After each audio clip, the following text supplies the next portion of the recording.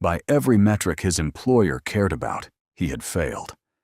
And yet, decades later, that failure would sit in nearly every office, on nearly every desk, in nearly every country on Earth. This is the story of how a mind refused to call something a mistake, and how that refusal became a fortune. The year was 1968.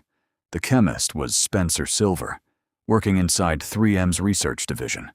His assignment was simple: create a stronger adhesive. What he created instead was strange. A substance that stuck to surfaces, yes, but weakly.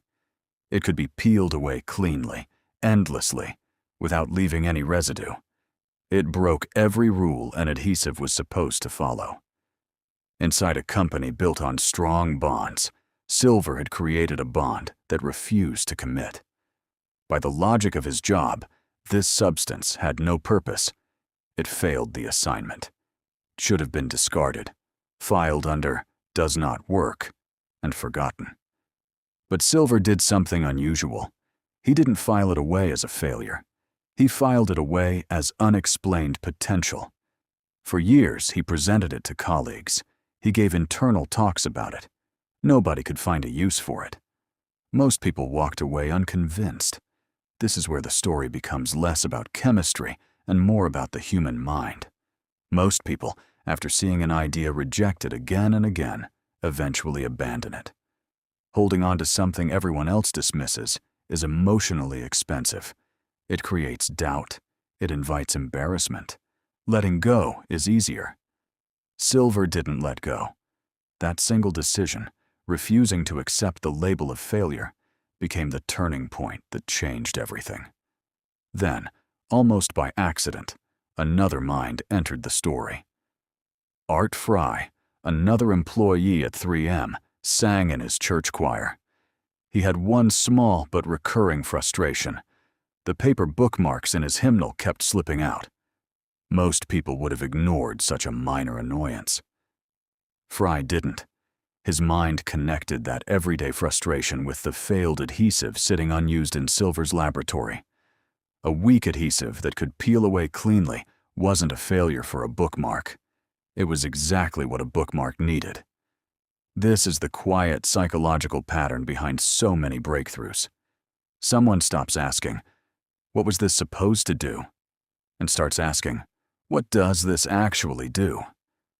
The moment that question changes, everything changes. 3M didn't immediately embrace the idea. Internal enthusiasm remained limited. Early test markets were disappointing. When the product was finally introduced, people didn't immediately understand why they needed it. The company had to give it away for free before customers realized they couldn't live without it. By 1980, it launched nationally under a name that would become so familiar it almost stopped sounding like a brand. Post-it notes. What makes this story remarkable isn't just the invention. It's the chain of refusals that made it possible. The refusal to throw away a seemingly useless chemical. The refusal to dismiss a small everyday annoyance. The refusal to accept weak early results as the final answer. 3 separate moments when the easier and more comfortable choice was simply to give up. Today, Post-it notes are one of 3M's most recognizable products, used around the world, all because a chemist technically failed at the task he was given. The mistake was never corrected. It was reframed. And perhaps that's the uncomfortable truth hidden inside this story. Most people are surrounded by their own version of that weak, seemingly useless adhesive. An idea they've dismissed, a skill they've underestimated, a result they've labeled disappointing because it failed someone else's standard.